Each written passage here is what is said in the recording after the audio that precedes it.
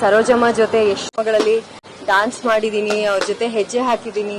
ಅವರ ಒಂದು living legend ಅಂತ ನಾನು ಯಾವಾಗ್ಲೂ ಶೇರ್ ಮಾಡ್ಕೊಂತಿದ್ದೆ. ಈಗಲೂ ನಂಗೆ ಮೈ ರೋಮಾಂಚನ ಆಗ್ತಾ ಇದೆ. ಅವ್ರನ್ನ ನಾನು ಅವ್ರ ಕೊನೆ ಕ್ಷಣದಲ್ಲಿ ಅವ್ರನ್ನ ಈಗ ಮುಟ್ಬಿಟ್ಟು ಬಂದ ಅಂತ ನನಗೆ ಅನ್ನಿಸ್ತಾ ಇದೆ.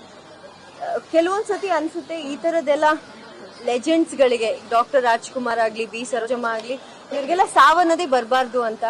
ಯಾಕಂದ್ರೆ ಅವರೆಲ್ಲ ಅಂತ ಅದ್ಭುತ ಸಿನಿಮಾಗಳನ್ನ ಮಾಡಿ ನಮ್ಗೆಲ್ಲರಿಗೂ ಆ ಸಿನಿಮಾಗಳನ್ನ ನೋಡ್ಕೊಂಡು ನಾವೆಲ್ಲ ಸಿನಿಮಾ ರಂಗಕ್ಕೆ ಬರಬೇಕು ಅಂತ ಹೇಳಿದ್ರೆ ಇಂಥ ಒಂದು ನಟಿ ಆಗಬೇಕು ಅನ್ನೋ ಡ್ರೀಮ್ ಇಟ್ಕೊಂಡು ಬರಬೇಕು ಅನ್ನೋ ಒಂದು ಏನು ಇನ್ಸ್ಪಿರೇಷನ್ ನಮಗೆಲ್ಲ ಕೊಟ್ಟವರು.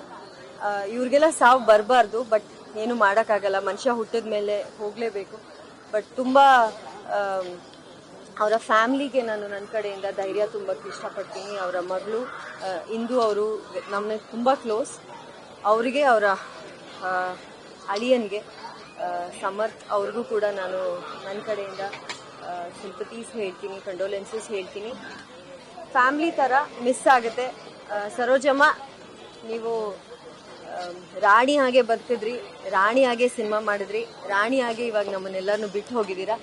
ಆ ರಾಣಿ ಒಂದು ಪಥ ಏನಿದೆ, ಸಿನಿಮಾ ರಂಗದ ಮಹಾರಾಣಿ ಪಥ, ನೀವೊಬ್ಬರೇ ಅಲಂಕರಿಸೋಕೆ ಸಾಧ್ಯ, ನೀವೊಬ್ಬರೇ ಅಲ್ಲಿರ್ತೀರಾ. We miss you. ಇತ್ತೀಚೆಗೆ ಅಂತ ಹೇಳಿದ್ರೆ ಐ ಥಿಂಕ್ ಜಯಮಾಲಮ್ಮ ಅವರ ಮಗಳ ಮದುವೆಗೆ ಅವಾಗ ಮೀಟ್ ಮಾಡಿದ್ದು. ಅವಾಗಲೂ ಅಷ್ಟೇ, ಎಷ್ಟು ಖುಷಿಯಾಗಿ